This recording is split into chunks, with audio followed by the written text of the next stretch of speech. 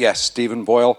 I'm what Microsoft calls a boomerang. I've taken 2 bites at the Microsoft cherry over the last few years. But I want to recognize where we are. This Computer History Museum is a fascinating place. It dates me. And what I mean by that is there's a whole bunch of technology out there that I've sold throughout my career. And I didn't realize I would end up in a museum. There's something ironic about ending up in the museum with Microsoft's technology out there from many, many years ago, with Sun Microsystems client-server technology out there from back in the 90s when it was fun to be at Sun Microsystems. So it's fascinating, and I thought I'd use that as a sort of intro. The first time I joined Microsoft was 2014, which was when Satya became the CEO. And I would suggest was an inflection point all of its own in what Microsoft was before and what we are 10 years later. And just after I joined, Satya came out with this mission statement to empower every person in every organization on the planet to achieve more. And I'll be honest with you, as a relative newbie to Microsoft, I was like, that's grand. Here we are 10 years later, and I am like as invested in that as I have ever been. In fact, if anything, I think generative AI and where we're going now actually makes this even more of a powerful mission statement than it was when it was first coined in 2014. So super excited to be here. I think I'm going to use Satya one more time.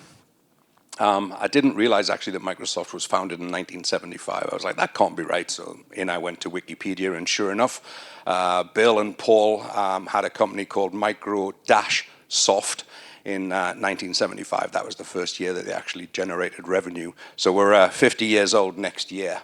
You know, our current leader, along with the rest of the senior leadership, as he says here, the next generation of AI will reshape every software category in every business, including our own.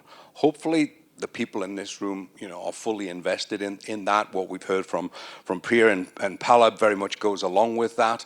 The largest hyperscalers and a lot of other technology companies as well are invested in the future of generative AI and how it's going to transform, as I said on the previous slide, every person in every organization on the planet to achieve more.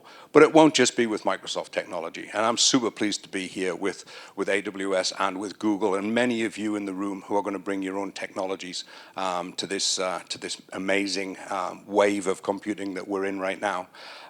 We've all got our own versions of data. I quite like the 4 trillion one. That's a big number.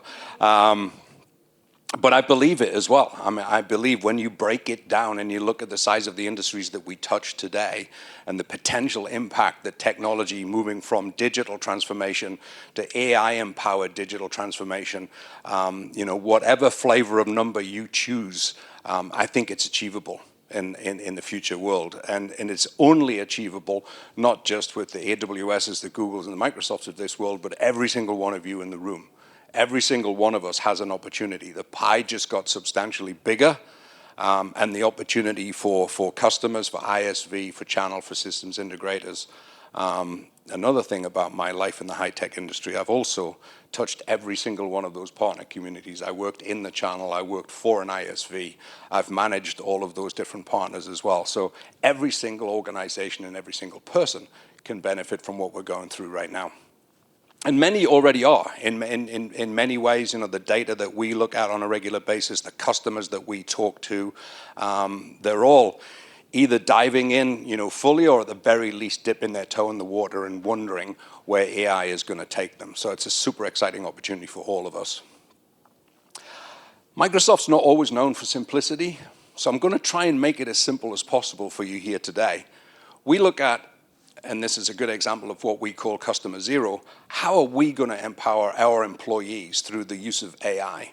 So we look at what can we do, and we've already started that journey, obviously, over the last few years of leveraging technology to bring to our own employees to make their jobs more fulfilling, to make their jobs easier so that they can achieve more. And we've got some tremendous results out of customer support, and indeed out of the sales organization as well, which I'm ultimately part of. And we can actually track what we call our co-pilot usage into the sales organization, and we can see trends that demonstrate the sellers with the highest profile in terms of pipeline, in terms of pipeline velocity, in terms of closed sales, are the ones that are using our co-pilot technologies, are the ones who are leveraging the AI that we're making available to them. In our customer support organization, we're literally saving hundreds of millions of dollars a year by making sure that the customer support agents have the very best information right at their fingertips in the right place at the right time, that our predictive modeling gets out ahead of the problems that the customers are bringing to us. So it's a very exciting time from an employee perspective. Obviously, customer engagement, and I'm not going to speak too much to the many different ways depending on which industry that you're in, but suffice to say that we look at all aspects of customer engagement and how can we bring our AI tools to bear in that. Business processes, I just mentioned customer support, but whether it's supply chain or manufacturing or healthcare, you can take a look at every single business process and you can find ways to make it cheaper, faster, better going forward. And then finally, bending the curve on innovation.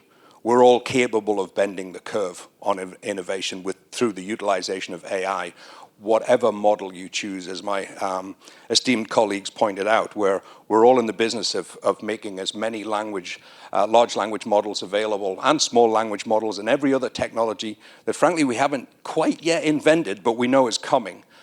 Each of our platforms are going to be very rich in that regard. So customers and partners will have the ultimate choice. We've chosen the phrase co-pilot. We think it nicely encapsulates the fact that every co-pilot comes with a pilot. So we're not thinking too much about the need not to have human beings interact with AI. But we can also see a time in the future where co-pilot, perhaps through agentic AI, becomes more of the pilot in that process. But it does not remove the need for human beings to interact with AI in the business world. We've made a number of changes over the last 15 months. The first one I would say is very much financial, looking at the people in this audience. Pardon the expression, we've moved the cheese. We've moved the cheese to where we want you to invest with Microsoft, and guess what? That's heavily oriented towards our AI strategy. We've completely revamped the partner program in the last 15 months because we see the need for different kinds of partners. We see new partners evolving in this age of AI. New companies that we don't know whether they're going to be successful or not, but we want to give them the tools and the platforms, as was mentioned by my colleagues earlier on, to make sure that they have choice in where they go. And then if anybody's going to take a picture of this slide, this is the one I would ask you to take a picture of, or Zinov's going to make them available to you.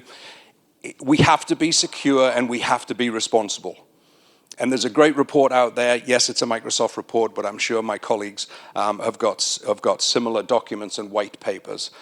It's super, super important for us as a company.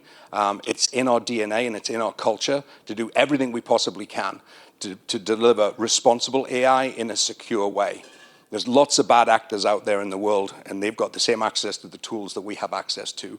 So it's our responsibility and our duty to make sure that we give access to the right people, and we minimize the ability for those bad actors to take advantage of that. I think this is my thank you slide when it works. So look, it's a pleasure to be here. Tremendous to be with my colleagues from AWS and Google, and I mean that most sincerely. And it's a pleasure to be in front of all of you. I hope you're going to ask some interesting questions, and I'm going to stick around to answer as many of them as I possibly can. So thank you, and I will pass the microphone back. Thank you.